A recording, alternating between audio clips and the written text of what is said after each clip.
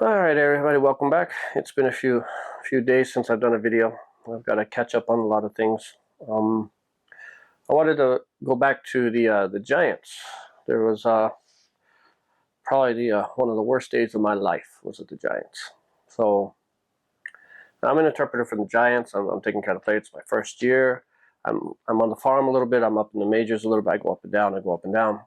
But I've never had to do a hero interview yet. A hero interview is after the game, the player that showed did something special to win the game, or who fought the hardest, or whatever. Somebody that stood out during the game.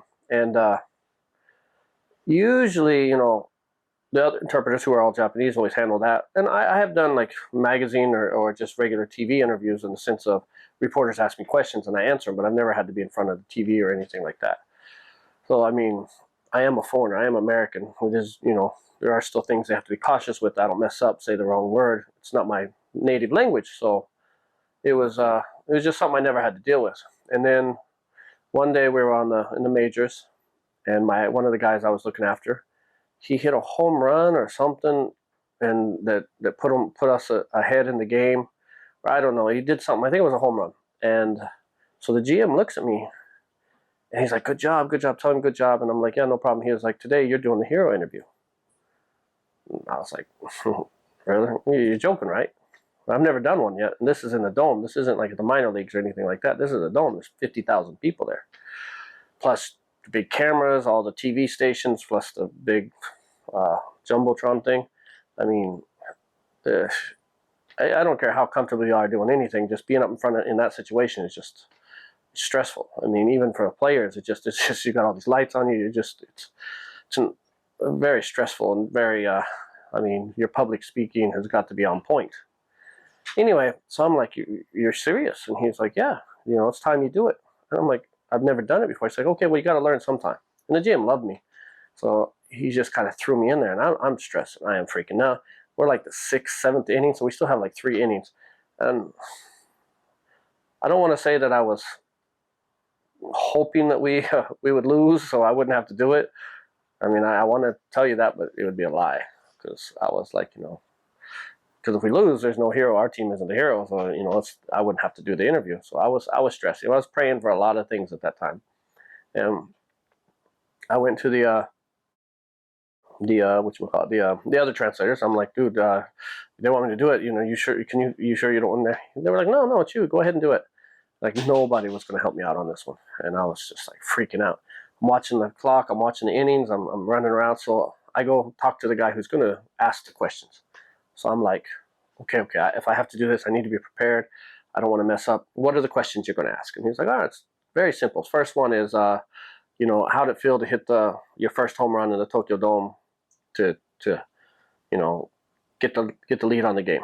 I'm like, okay. Second question was, I think it was only 3 questions. And how does it feel to play for the Tokyo Giants? Third question was, have you, what? There's 4 questions. I was like, what is your feelings of Japan, playing in Japan compared to the MLB and stuff like that? And then the 4th question was, what a message to the fans? So I'm okay. So my player, the innings change. He's back on the bench. He doesn't have to bat for a little while. So I'm going up there. I'm like, look, these are the questions. You're going to do here interview. He's like, yeah, no problem.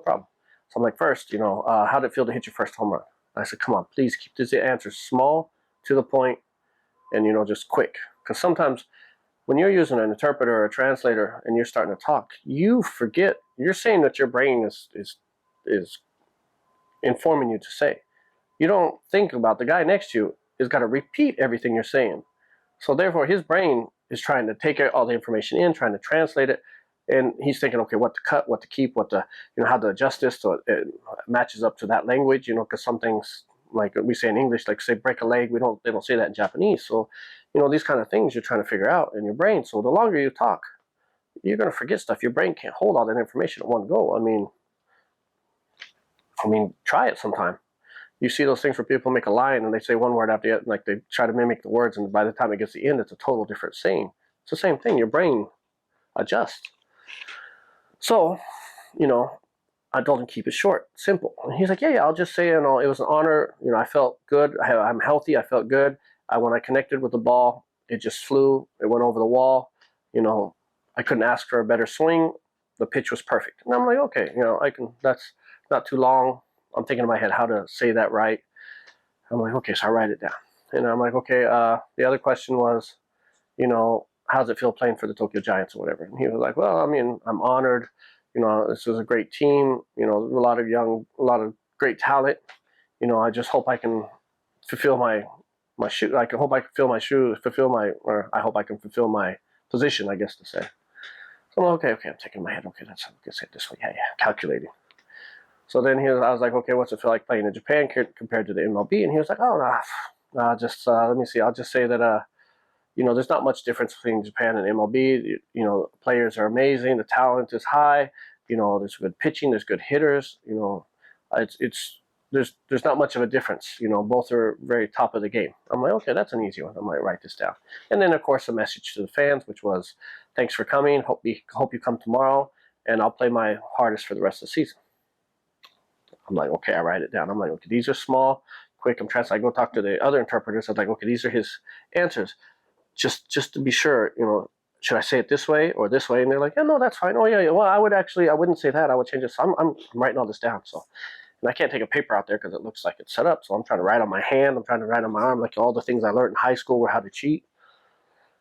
So, time of the interview, my heart is just jumping out of my chest. I mean, I felt sick. I felt like I had to go to the bathroom and throw up and everything else. It was just so stressful. And they're like, okay, they're getting everything ready. And I'm like, I'm literally praying that a light falls from the ceiling and just cancels this thing. But it didn't. So I'm like, okay, I can do this. I'm not a give up guy. That's why I am where I am, is because I fought, I worked through all the hard spots. So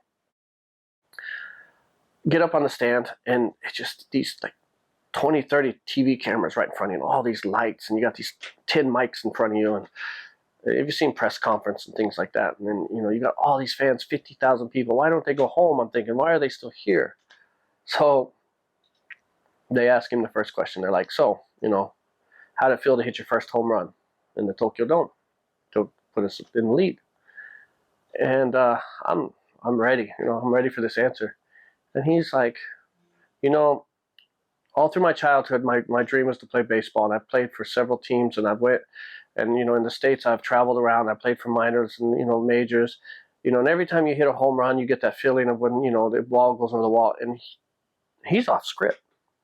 That isn't what we talked about. That is absolutely not. I mean, he's still talking. In my brain, I'm thinking what I just told you. So while my brain is telling me he's off script, this isn't what he was talking about. This isn't what I have written on my hand, on my arm, and my bottom of my shoe. I'm not even listening to what he's saying now, because my brain is like, whoa, something's wrong. What are you going to do? Because he's off script. So it's like I'm having an argument with myself in my own head while he's talking. And, I'm literally like, shut up to myself. And then he stops talking.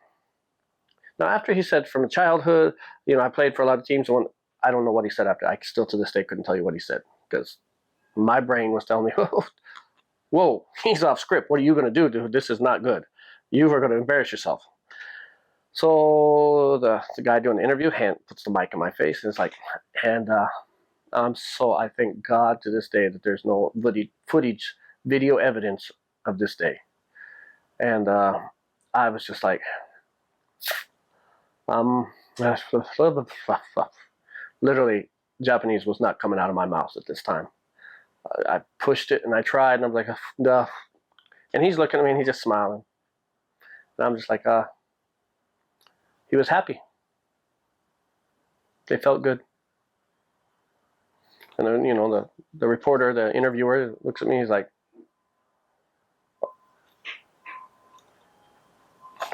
and I was like, what? So he takes the mic back, says, okay, felt good. Thank you. And I already know I'm fired after this one. I'm done. I mean, so then they ask him the next question, same thing. He just rattles. Like when he was 13, he went to watch E.T. for the first time type stuff. And I'm just like, and my brain is like, you already screwed up. You might as well just walk off the stage. And so, and now I'm trying to see what I wrote on my hand, which is all sweaty. Now it's all smeared in and I'm all stressed out. So I'm sticking to our script. I don't know what he's saying, and I don't even care at this point because I have a script to follow.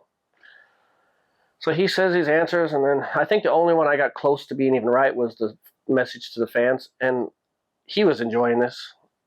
And he says it really wasn't on purpose. He just got caught up in the moment. But the way he was smiling and just looking at me was just like this was the best day of his life. And the fan message, thanks for coming. See you tomorrow, was the only one I got. So when I'm walking back to the dugout, back to the locker rooms, I've got my head down. I just don't know. And the GM yells at me, and he was like, 30%. And I'm just like, oh my God, hopefully nobody saw that. When I walk into the locker room, they all turned around, looked at me, and just started laughing. And they were just like, what was wrong with you? You speak Japanese all the time. What happened? And I was like, he was off script. He comes in, he's like, thank you. He's got all his stuff. And I was like, dude, you got off script. He's like, but yeah, but I figured you could handle it. And the worst day of my life. I mean, I didn't get fired, thankfully, but good news is I never did a hero interview again after that. I don't even think I was even in a table lineup for next hero interview.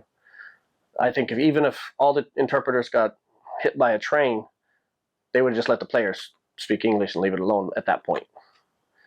So that was a horrible day. I mean, people called me and they said, I saw you on TV and you did a good job. And I mean, I could tell who my true friends were, the ones that were calling me saying, no, you did good. It wasn't bad at all.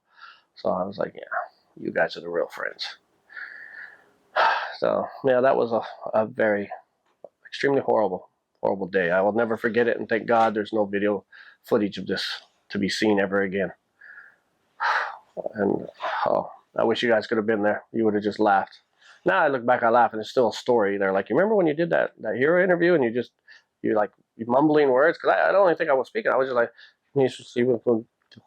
thank you very much. And that's just how I was doing it. I figured if I mumbled enough that the Japanese would figure out what they wanted me to hear themselves, or mentally fill in the blanks, I guess. I don't know what I was thinking. I'm not gonna lie. I was done.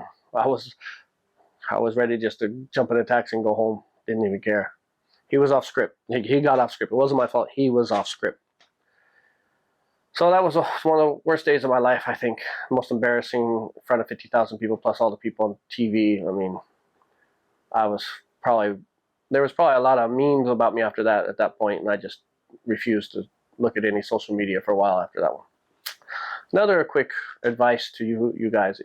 If you have a friend who is a celebrity or somebody that's on TV or just doing anything for the most part, when you see them on live TV and you see them doing something or at a baseball game or they're playing or they're in an interview or something and it's live, don't call them.